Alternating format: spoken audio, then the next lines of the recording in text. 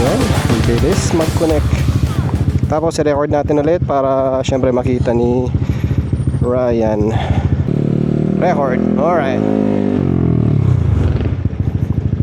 Recording tayo. Alright, night ride tayo. Sana wag umulan kasi as per weather, malaki ang chance na umulan. Pero mukhang okay naman eh. Sana hindi siya accurate this time. So bigla tambay lang to ng Apex. Nagkayaan bigla kasi dapat supposedly dapat bukas, I mean kahapon, Saturday, eh ang lakas ng ulan. Pero ayun, may natuloy si Johnny.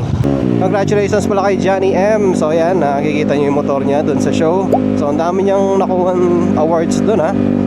Parang minimum ata 8 ata yung nakuha niyang, hindi ko na matandaan, basta ang dami. Track ready, GP, ewan, basta ang dami nakuha ng awards. Congratulations sa'yo ulit pre.